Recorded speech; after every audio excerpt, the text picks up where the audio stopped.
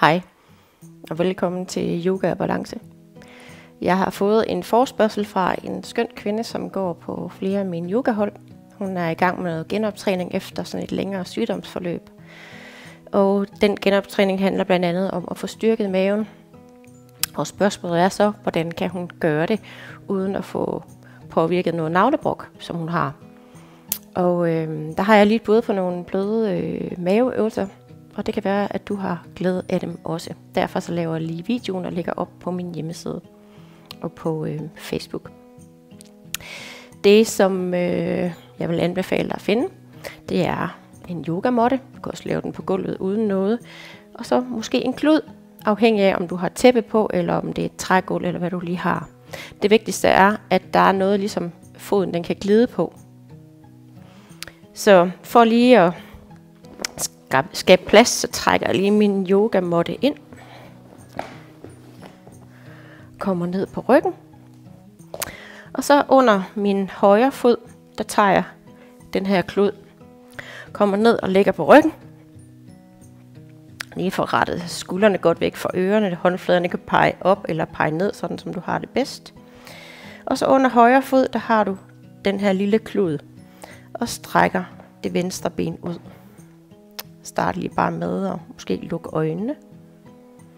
Og lad kroppen falde til ro.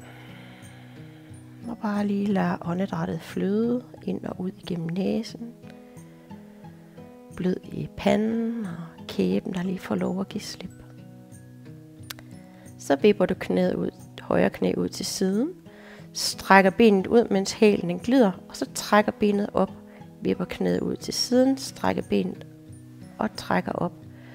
Og så det vigtigste her, det er, at du ligesom holder navlen lidt knappet ned. Hvis du lægger venstre hånd op på maven, så har jeg sådan en fornemmelse af, at maven den bliver ved med at være flad. Den må ikke på noget tidspunkt poppe op.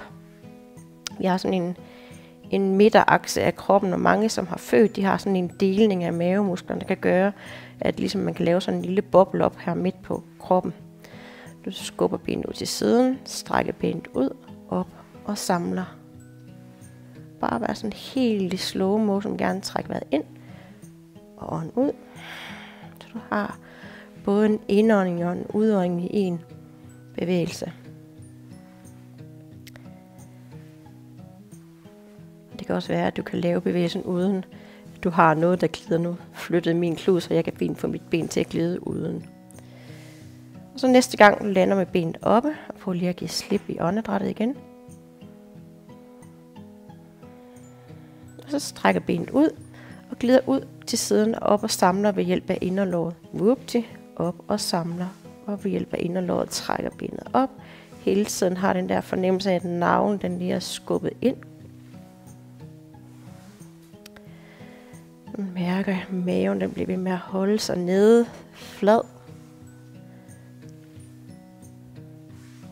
Du kan tage så mange eller så få gentagelser, som du lige har fysik til. Det kan være, at du skal starte med at lave 5 eller 10, og efterhånden som styrken i maven bliver bygget op, så kan du måske lave 20.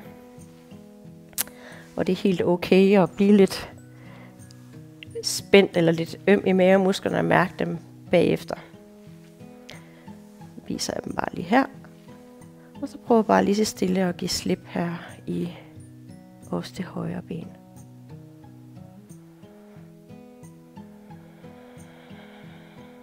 Jeg viser den lige til den anden side.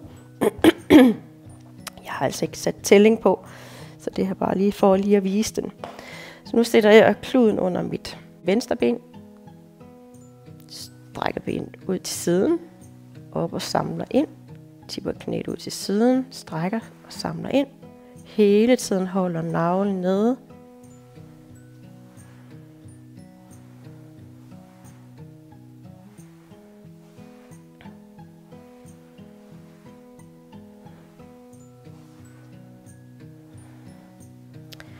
Den arbejder jo sådan decideret på den nederste del af mavemusklerne her.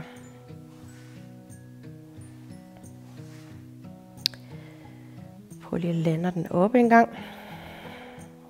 Slip i åndedrættet. Så skal den modsatte vej, så strækker du benet over gulvet, og samler op, ligesom trækker inderlåret op, vupti. Strækker benet, samler op.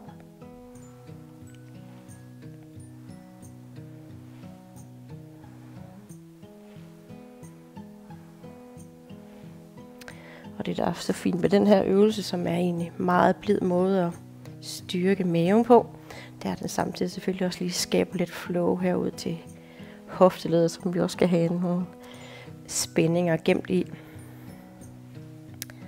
Trækker lige en sidste gang, og bare lad benet strække ud. Og husk, du kan altid lave kortere eller længere sekvens end det, jeg lige viser her. Bare lige mærke effekten ind i kroppen. Og så lad håndfladerne mødes herinde under baghovedet. Lige skal plads til, at armene de kan folde sig godt ud til siden. Så har jeg benene strakte, og tæerne de peger op. Og lige bliver bevidst om åndedrættet. Trækker vejret ind. Og så på udånding, så folder albuerne op langs ørerne. Og ved hjælp af mavemuskler, ligesom trækker, forestil du spænder fra kønsbenet op til ribbenene. Folder hovedet lige så stille tilbage, lægger albuerne i, så den fylder godt op med luft. Og så på udånding tømmer, uden at hive i nakken. Det er mavemusklerne, der ligesom trækker kroppen op igen. Lige tænker, at maven bliver flad. Der må aldrig være noget, der ligesom buler op. Så er det bedre at lave øvelsen lidt blidere, og lade være med at løfte så højt. Det jeg godt kan lide ved den her, det er også, at jeg får sådan helt bevidsthed på forsiden af kroppen. Og samtidig så får jeg lige lavet sådan en lille stræk om mellem hvirvlerne på bagsiden af brystkassen. Vi også kan have tendens til at samle på nogle spændinger. Igen, udånding op. Og følger hovedet lige så stille tilbage. Hovedet det hviler bare ned i skålen af hænderne.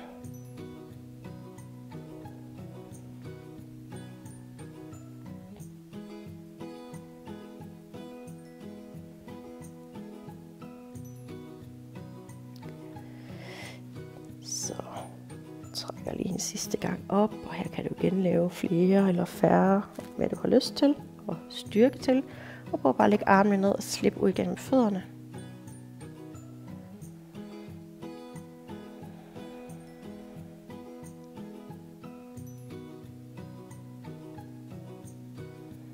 Trille om på siden og kom op. Jeg viser lige nogle forskellige blide maveøvelser, og du kan tage og lave dem alle sammen, eller du kan vælge at plukke nogle enkelte af dem ud. Den her der kan godt være lidt udfordrende for nogen, specielt hvis man er stram på bagsiden. Men det kan starte med at sætte fingrene på hver sin side af knæet, så løfter du skiftevis det ene ben og løfter det andet ben. Her kan igen lige tjekker, at maven den bliver ved med at være inde. Det må aldrig poppe ud der i midten. Løfter, sænker, løfter, sænker. Og hvis ikke benet kan løfte særlig højt, så bare løfte det så godt som det kan. Du skal jo starte et sted. Det er ikke fordi det nødvendigvis bliver mere effektivt, fordi man kan løfte benet højere. Bare gør det du kan. Løfter og sænker, ligesom man skubber sådan lige navlen ind. Lige med til at danne det her muskelkorset omkring mave og lænd. Trækker lige en gang mere med hvert ben. Og så prøv at føre hænderne tilbage. Bøj knæene. Skub lige brystkassen op mod loftet. Læn tilbage.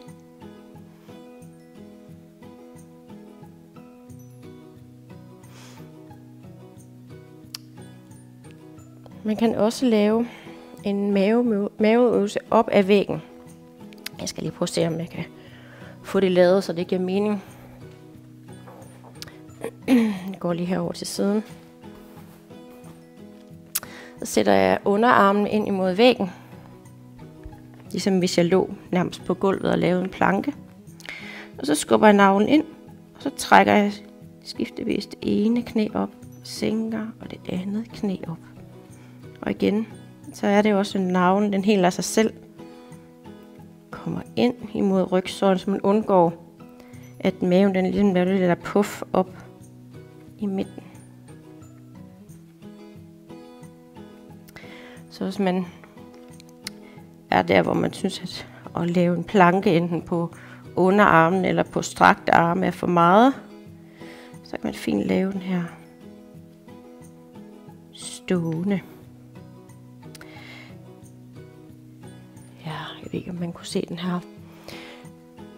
Jeg henter lige en elastik. Jeg skal lige vise en øvelse mere. Hvis man har sådan en træningselastik, det findes jo i alle mulige styrker og faconer. Jeg har sådan en lille forholdsvis blød en her, som jeg tager ind her under mine fødder. Står med fødderne sådan i hoftebredds afstand. Sender opmærksomheden ned til navlen. Og så derfra så løfter jeg det ene ben, sænker foden, løfter andet ben, sænker foden. Der er enormt meget også udfordring for balancen. Og hvis balancen den driller lidt, så kan man også lave den ved at gå ind til væggen eller holde fat i en stol. Man løfter op, skubber navlen ind, løfter op, skubber navlen ind.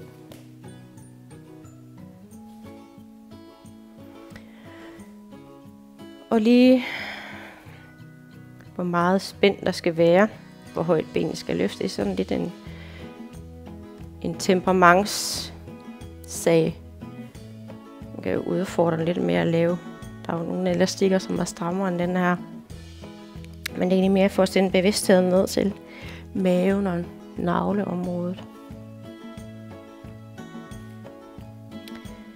Så.